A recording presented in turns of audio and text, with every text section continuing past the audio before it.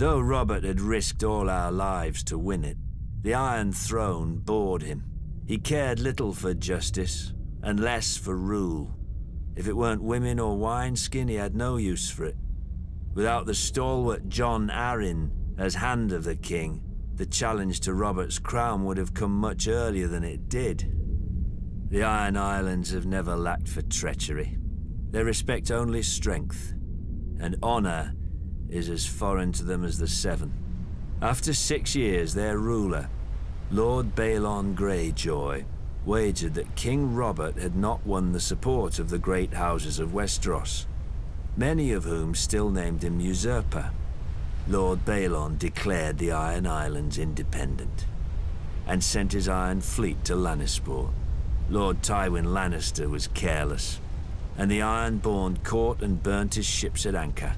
Lord Balon and his reavers controlled the Sunset Sea. Robert then ordered me to succeed where his father-in-law, Lord Tywin, had failed.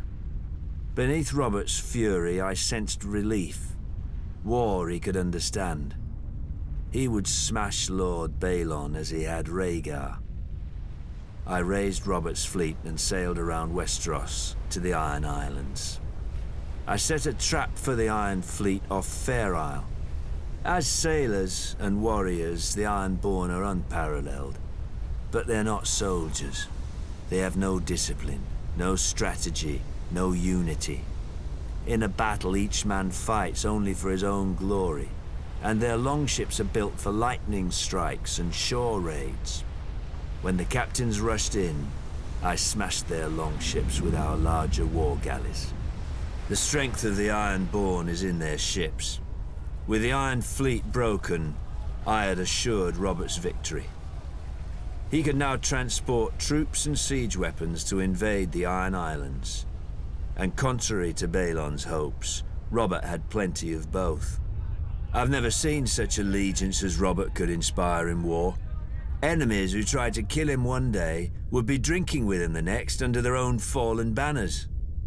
In rebelling against the Iron Throne, Lord Balon did more than Robert ever could to cement his rule. When Robert came to the Iron Islands, he brought with him the full power of Westeros. Sir Barristan Selmy of the King's Guard led the assault on Old Wick, while I subdued Great Wick, the largest of the Iron Islands. But Robert saved the seat of House Greyjoy, Pike, for himself and Lord Eddard. Robert would later boast of the battle's bloodiness and how he could have torn down the island into the waves if Lord Balon hadn't bent the knee. But if I'd have led the assault, Balon's neck would have bent, under his sword, because I do not forget, I do not pardon. His time will come, all their times will come.